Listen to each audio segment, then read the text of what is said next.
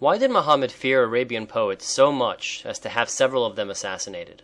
In ancient Arabia, poetry was a passion. Poets were highly regarded in society, and the words of many accomplished poets were regarded as next to Allah's words. In a desert land, bereft of much entertainment and natural relaxation, the ancient Arabs used to find solace, peace, tranquility, and even the raging emotion of war and revenge through the mesmerizing words of their poets.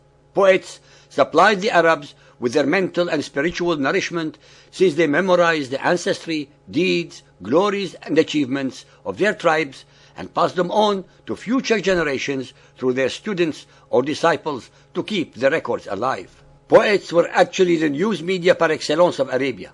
They were lethal weapons, since a very capable and articulate poet of a small tribe could elevate it in poems to levels greater than a much more powerful one.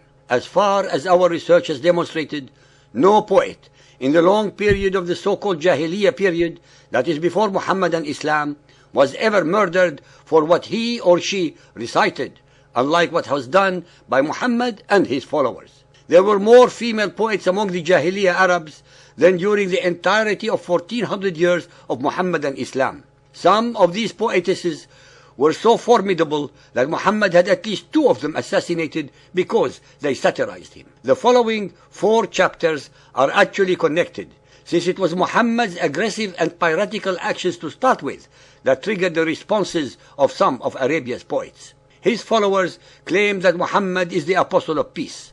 As you all know by now, nothing can be further from the truth.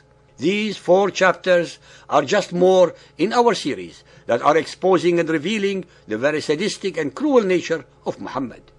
We shall prove once more that he was in fact a terrorist, a criminal, and a mass murderer whose entire life was based on victimizing innocents and indulging in mindless violence, carnage, and massacre.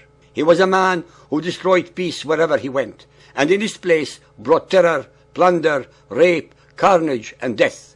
When Muhammad first started shouting from the rooftops that he alone had the divine word of Allah, the people of Mecca ignored him. However, when he began insulting and defaming the religion of the peace-loving Meccans, they couldn't take it anymore and tried persuading him to stop. Muhammad the coward was too scared of the growing hostility against him, and knowing full well that his Allah could not strike down the Meccans, he crept out one night and fled for his life. Ever since that incident, Muhammad was determined to take revenge on them. He escaped to Medina, which had a sizable Jewish population, and started plotting his revenge with a small gang of criminals. This was the beginning of Muhammad's trail of violence, hatred, and bloodshed that would soon destroy all that was decent in the culture of Arabia. The Medina became the headquarters of the first organized crime syndicate in history. As we have shown in several of our chapters, the story has been documented in detail by his Muslim biographers. Surprise raids on trade caravans and tribal settlements. The use of plunder thus obtained for recruiting an even growing army of greedy criminals and desperados. Assassinations of opponents. Blackmail. Expulsion and massacre of the Jews of Medina. Attack and enslavement of the Jews of Khaybar. Rape of women and children.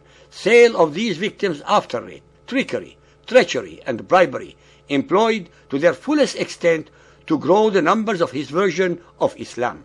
He organized no less than 86 expeditions, 26 of which he led himself without participating in the fighting.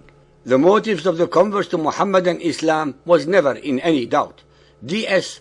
Margolius states in his book, Muhammad and the Rise of Islam, of any moralizing or demoralizing effect that Muhammad's teaching had upon his followers, we cannot say with precision. When he was at the head of the robber community, it is probable that the demoralizing influence began to be felt.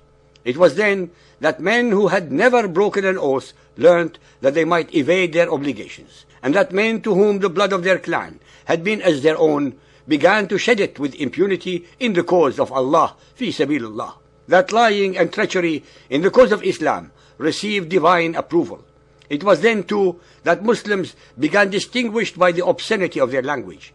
It was then too that the coveting of goods and wives possessed by non-Muslims was avowed without discouragement from the Prophet. The details of this criminal onslaughts in the form of piratical skirmishes and assassinations are chronicled in these chapters in a chronological manner. Please note that every time the Apostle of Peace committed one of his criminal acts, he always justified the crime by quickly claiming a divine revelation which conveniently removed the blame from his bloodied hands. These made-to-order surahs we shall recite after the description of the incident. Believers and unbelievers, be aware of the most important of all facts, that all the reports that we are going to recite to you are one-sided, since they were written by the victors, the Muhammadan Muslims. No one has any record of the victim side. Nonetheless, these records show clearly and without pulling any punches the true character of Muhammad and his followers. 1. The massacre of unarmed merchants during the sacred month of Rajab, 623 AD at Nakhla. 4 unarmed merchants were traveling to Mecca to sell their goods, consisting of resins, honey, and animal skins. It was the holy month of Rajab, which was considered sacred for trade in Arabia. It was a point of honor that any form of warfare or violence was strictly forbidden in this month. Muhammad's gang attacked the helpless men from behind and stabbed 2 of them to death. They plundered all the goods as booty, and Muhammad got 1/5 of the share. This shows the utter lack of morals or scruples on Muhammad's part. The Prophet of Islam did not possess a shred of pity or kindness, or the slightest sense of justice. He cold-bloodedly murdered 2 innocent people who had never done him any harm and did not even know him. All this was done in a month that the Prophet himself declared was a sacred month in which no warfare should take place. Muhammad was obviously motivated by nothing but hatred and greed. Conveniently, divine revelations came down from Allah that absolved him of all the guilt. Al-Baqarah 2.216. Warfare is ordained for you, though it is hateful unto you. But it may happen that you hate a thing which is good for you, and it may happen that you love a thing which is bad for you. Allah knoweth, you know not. Here Muhammad is completely removing all blame from himself for having started the fighting. The most insidious and devilish implication of this verse is that Allah is completely justifying and sanctioning Muhammad's murder of the innocent Meccans. Over and above this, Muhammad is conveniently implying that warfare is hateful to him, but that he instigated it because it was ordained by Allah. What moral sacrifices the Apostle of Peace had to make. Number 2. Slaughter of the Meccans who came to defend their caravan. March, Ramadan, 623. The well of Badr. The merchandise being carried by this caravan was worth more than 50,000 gold dinars. Muhammad ganged up all the criminals of Medina and set out to raid the caravan with 300 men. The Meccans got word of the raid and sent out an army to protect the caravan. Throughout the entire battle, Muhammad cowered in a hut which his men made for him. There he cried and prayed with feverish anxiety. At one point, he came out of the hut and threw pebbles in the enemy's direction, screaming, "Let evil look on your faces, and by him who holds my soul in his hands, anyone who fights for me today will go to paradise." The Muhammadans killed over 200 and took 70 prisoners. All 70 of the prisoners were ransomed, and any prisoner who did not fetch a ransom had his head chopped off. Muhammad was gratified at the sight of his murdered victims. After the battle, he sent his followers to look for the corpse of Abu Jahl, one of the Meccans who had criticized him openly. When his corpse was found, they cut off the head and threw it down at Muhammad's feet. The Apostle of Peace cried out in delirious joy, "Rejoice! Here lies the head of the enemy of Allah. Praise Allah, for there is no other but He."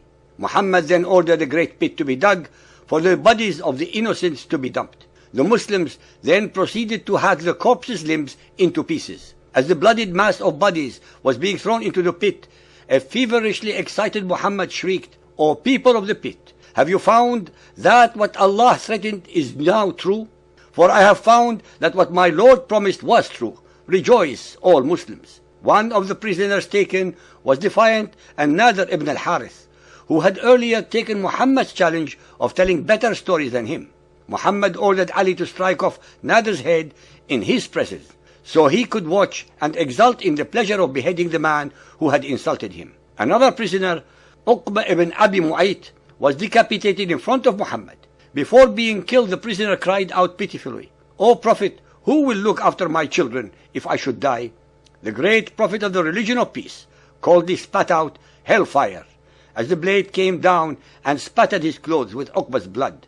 This time, Muhammad needed a revelation that would not only absolve him of all the guilt of murdering so many innocent people, but also give him the divine right to get a huge share of the plundered booty. Quite a few revelations magically appeared after the Battle of Badr.